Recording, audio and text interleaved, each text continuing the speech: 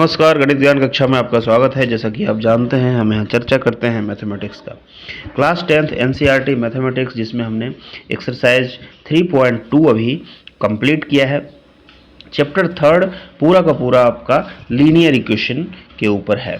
तो linear equation में क्या होता है कि टू वेरिएबल्स का लीनियर इक्वेशन होता है। तो यहाँ पे हमें दो इक्वेशन दिए होते हैं और उसमें दो जो वेरिएबल्स होते हैं जनरली एक्स और वाई वेरिएबल के रूप में, नोटेशन के रूप में हम इस्तेमाल करते हैं। तो उसके वैल्यूज़ फाइंड करना है। तो अभी हमने देखा कि किस प्रकार से ग्राफीय मेथड से, ये रिप्रेजेंटेशन मेथड से हम वैल्यू फाइंड करते हैं। इक्वेशन के एक्स और वाई वैल्यूज़ को हम फाइंड आउट करते हैं और एक्स के लिए वाई का क्या वैल्यू आएगा, इस तरह से हम एक टेबल बनाते हैं और उस टेबल के आधार पे हम एक्स वाई कोऑर्डिनेट जो पॉइंट्स आते हैं उसको प्लॉट करते हैं एक्स एक्सिस और वाई एक्सिस के प्लेन के ऊपर, और फिर उस पर हम लाइन ड्रॉ करते हैं जो हमारा इक्वेशन रिप्रेजेंट करता है। सेम इसी प्रकार से दूसरे इक्वेशन के साथ करते हैं और वो दोनों लाइन या तो पैरेलल होंगे या तो एक दूसरे से कोइंसाइड होंगे या तो एक सिंगल पॉइंट पे एक दूसरे को कट करेंगे, और वो कॉमन पॉइंट जो होता है वो एक्स और वाई के वैल्यूज़ होते हैं। तो इस तरह से देखिए, आइए यहाँ पे एक्सरसाइज 3.3 यहाँ हम आज शुरू करेंगे। तो देखिए फर्स्ट क्वेश्चन हमारा क्या है, solve the following pair of linear equation by the substitution method. Graphical representation method जो था वह एक मेथड था हमारे इक्वेशन को सोल्व करने का। यहाँ पे हम दूसरा मेथड सब्स्टिट्यूशन मेथड अपनाएंगे। दो कंडीशन हमारे पास है, यानी कि दो इक्वेशन है। फर्स्ट क्वेश्चन को लेते हैं, यहाँ पे x plus y is equal to 14 है और x minus y is equal to 4 है। यहाँ पे जो दो कंडीशन दिया गया है, x और y वेरिएबल्स है, यानी कि हमें x और y मालूम नहीं है, इसे हमें प्राप्त करना है। यहाँ पे देखिए x प्लस वाई 14, इसको जनरल हम बोल सकते हैं कि दो संख्याएं x और y इस प्रकार से है कि दोनों को जब जोड़ते हैं तो 14 आ जाता है और दोनों को x में y जब घटाते हैं तो 4 आता है। इससे हम क्या लॉजिक लगा सकते हैं? एक तो ये कि x बड़ा है और y छोटा है, क्योंकि x में जब y घटा रहे हैं तो 4 आता है, यानी कि x में y जब घटा रहे हैं तो 4 आ रहा है। x y से कितना बड़ा है, तो x इज इक्वल टू हो जाएगा 4 प्लस वाई। सेकेंड इक्वेशन से यहाँ पे हमने x का वैल्यू निकाल लिया।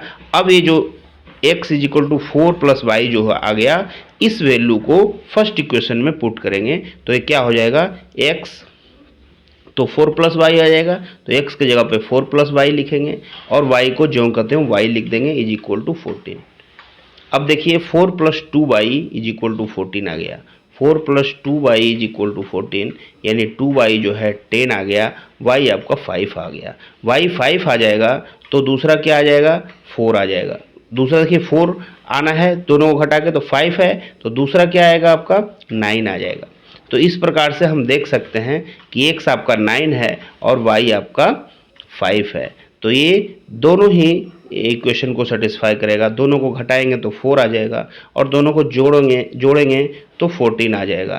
तो इस प्रकार से सब्स्टिट्यूशन मेथड से क्या होता है कि एक इक्वेशन का हम एक वेरिएबल का वैल्यू निकालते हैं और उस वेरिएबल का वैल्यू जो है दूसरे इक्वेशन में पुट करते हैं, तो यह सिंगल वेरिएबल का इक्वेशन बन जाता है। आइए इसको ठीक से देखते हैं।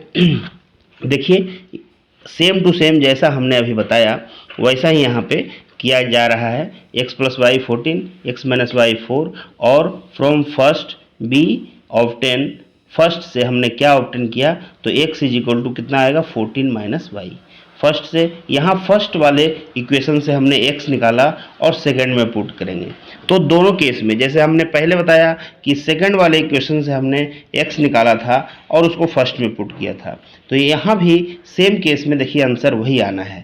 देखिए यहाँ पे आप सेकंड इक्वेशन लेंगे x minus y is equal to 4, और यहाँ पे ऑलरेडी x का वैल्यू है 14 माइनस वाई, तो यहाँ लिखा 14 minus y is equal to 4, यानी x की जगह पे जो फर्स्ट इक्वेशन से x आया है वो वैल्यू यहाँ पे हमने रखना है। फिर यहाँ पे देखिए 14 माइनस 2y 4 आ गया और 10 इज इक्वल टू 2y, तो y इज इक्वल टू 5 आ गया।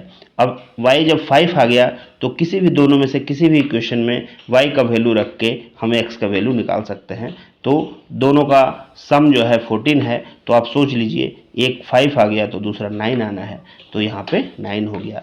और इसको हम चेक भी कर सकते हैं। आप 6, 7, 8 में जब इक्वेशन पढ़े थे तो ये तो करते ही आए हैं, यानी कि एक इक्वेशन से हमने जब वैल्यू निकाल लिया और दूसरे में वही वैल्यू रख दिया एक वेरिएबल का, तो एक वेरिएबल हमारा एलिमिनेट हो जाता है। इस प्रकार से सब्स्टिट्यूट मेथड जो है एक वेरिएबल को एलिमिनेट करता है और फिर हमें वन वेरिएबल का इक्वेशन आता है और उससे हम एक वेरिएबल का वैल्यू निकाल लेते हैं। और फिर सेम टू सेम जब एक वेरिएबल का वैल्यू आ जाता है तो दोनों में से भी किसी भी इक्वेशन में उस वेरिएबल का वैल्यू पुट करके दूसरा निकाल लेंगे। तो देखिए सेकंड इक्वेशन यहाँ पे है, सेम उसी प्रकार से आप भी कर सकते हैं। s माइनस टी 3 फिर s बटा 3 plus t by 2 is equal to 6। इस प्रकार से देखिए फर्स्ट इक्वेशन से हम s का वैल्यू निकाल लेंगे तो s is equal to t plus 3 आ जाएगा। और यहाँ पे ये फ्रैक्शन में है तो थोड़ा सा ज़्यादा गुणा भाग करना पड़ सकता है। सेम टू सेम जो हमने निकाला था x का वैल्यू यहाँ पे t का वैल्यू जो निकाला था यहाँ पे रख देंगे और इस प्रकार से आपका ए टी वाला भी बन जाएगा। एस का वैल्यू जो हमने निकाला था s is equal to t plus 3, वो same to same t plus 3, s जहाँ जहाँ है वहाँ टी प्लस 3 हम पुट कर देंगे तो ये आपका बन गया। इसमें फ्रैक्शन इधर एलसीएम लिया तो 3 2 जो 6 आ गया, 6 को इधर मल्टीप्लाई कर दिया 36 आ गया, बाकी ऊपर वाला सारा इधर आ गया 2t प्लस 6 और प्लस 3t। तो इस प्रकार से आपका 5t 30 हो गया, t 6 हो गया। तो इस प्रकार से आपका सारा s इज इक्वल टू 9 और t इज इक्वल टू 6 बन गया। सेम टू सेम देखिए 3 में भी है, क्वेश्चन नंबर थर्ड यहाँ पे है। थर्ड में भी 3x माइनस वाई 3 है और फिर 9x माइनस 3y 9 है। तो इस प्रकार से फर्स्ट इक्वेशन से या सेकंड किसी से भी आप y इज इक्वल टू, देखिए क्या हो गया, फर्स्ट इक्वेशन में y इधर कर दिया 3x माइनस 3, तो y आपका 3x माइनस 3 हो जाएगा। और सेम टू सेम y का वैल्यू सेकंड में हम रख देंगे तो ये 9x माइनस 3y है तो 3 ब्रैकेट आ जाएगा 3x माइनस 3। अब इस प्रकार से इसको माइनस प्लस ध्यान में रखना है, बस केवल जोड़ घटाव करते रहना है। अब यहाँ पे केवल x का आ गया तो वन वेरिएबल का इक्वेशन आ गया, इसे आसानी से हम x का वैल्यू यहाँ पे निकाल सकते हैं, जो कि x का वैल्यू 1 आ गया और x 1 आ गया तो y का वैल्यू x को पुट करके किसी भी इक्वेशन में x का वैल्यू पुट करेंगे। मान लिया 3x minus y is equal to 3 में पुट कर दिया x का वैल्यू तो आराम से y 0 आ गया, देख लीजिए। क्वेश्चन नंबर 4 भी सेम इसी प्रकार का है, यहाँ पॉइंट में है तो थोड़ा सा कैलकुलेशन ज़्यादा हो सकता है। बाकी एक से x का वैल्यू निकाल लेना है। देखिए यहाँ पे फर्स्ट इक्वेशन से x का वैल्यू निकाल लिया और सेकंड में पुट कर दिया। इसी को सब्स्टिट्यूशन मेथड बोलते हैं, यानी कि एक का वैल्यू निकाल के दूसरे में सब्स्टिट्यूट कर देना ताकि हमारा एक वेरिएबल ही ख़त्म हो जाए। ये एक प्रकार से एलिमिनेशन ही हो जाता है, लेकिन इसको सब्स्टिट्यूशन मेथड बोलते हैं और एलिमिनेशन मेथड इसके बाद हम अलग से पढ़ेंगे। तो यहाँ x इजिकल टू 2 और y इजिकल टू 3, तो पूरा इस प्रकार से आप देख सकते हैं कि किस तरह से जोड़ घटाव करके और यहाँ किया जा रहा है। कैलकुलेशन ध्यान रखना है, प्लस माइनस का ध्यान रखना है, ब्रैकेट का ध्यान रखना है और बोर्ड मस के नियम को अपनाना है कि ब्रैकेट पहले करना है, ऑफ उसके बाद करना है, डिवाइड करना है, मल्टीप्लिकेशन करना है, एडिशन करना है और सब्ट्रैक्शन करना है। इस प्रकार से क्रम का ध्यान रखना है तो अपने आप ये हमारा आंसर जो है सही आ जाएगा। इस प्रकार से देखिए यहाँ रूट वाला है तो रूट वाले में भी कुछ नहीं, सेम टू सेम x का वैल्यू फर्स्ट इक्वेशन से हमने निकाल लिया, x का वैल्यू जैसे ही निकला दूसरे में हमने पुट कर दिया और फिर यहाँ पे x और y दोनों का वैल्यू आ गया। ये आप खुद से कीजिए। 5 है, इस प्रकार से 6 भी है, यहाँ पे 6th लास्ट क्वेश्चन है फर्स्ट क्वेश्चन नंबर फर्स्ट का। तो इस पर ये देखिए फ्रैक्शन में आ गया, फिर से यहाँ फर्स्ट इक्वेशन से x का वैल्यू निकाल लीजिए और इक्वेशन 3 हो गया ये x वाला, और 3 इक्वेशन को जो है इसका थर्ड इक्वेशन में जो x का वैल्यू है वो हम इक्वेशन नंबर सेकेंड में पुट कर देंगे और फिर हमारा x और y दोनों का वैल्यू निकल जाएगा। तो यहाँ x इक्वल टू 2 और y इक्वल टू 3 आ जाएगा। आइए क्वेश्चन नंबर 2 देखते हैं। क्वेश्चन नंबर 2 है solve 2x plus 3y is equal to 11 and 2x minus 4y is equal to minus 24 and hence find the value of m for which y is equal to mx plus 3।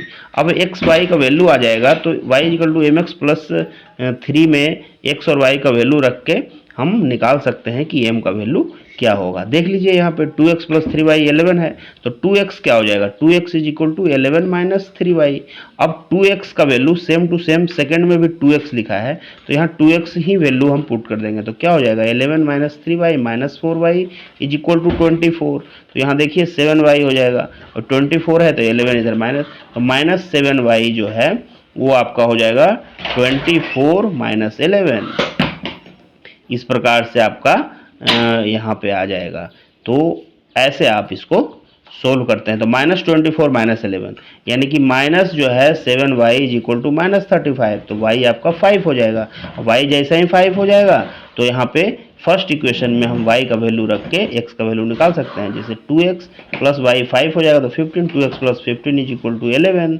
तो 2x plus 15 11 कैसे होगा, तो 2x is equal to 11 minus 15 बराबर -4, तो x minus 2 हो जाएगा। तो x minus 2 और y इज इक्वल टू 5। अब x माइनस 2 y 5 रखेंगे तो y is equal to mx में क्या होगा, x is equal y is equal to mx plus 3।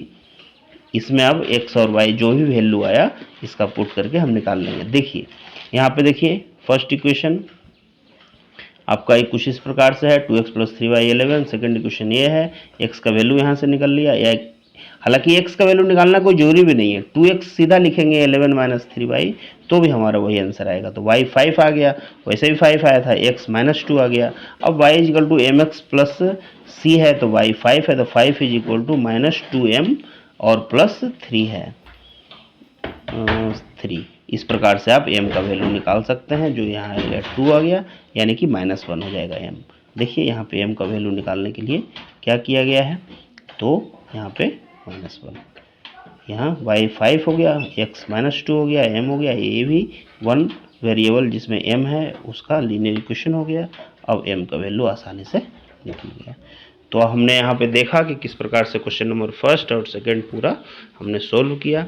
आप जो भी प्रश्न है यहाँ पे सावधानी पूर्वक देखिए और सब्स्टिट्यूशन मेथड अपनाइए और उसको सोल्व कीजिए। तब तक के लिए नमस्कार। हम अगला वीडियो लेकर के जल्द ही आएंगे जिसमें क्वेश्चन नंबर 3 और 4 होगा।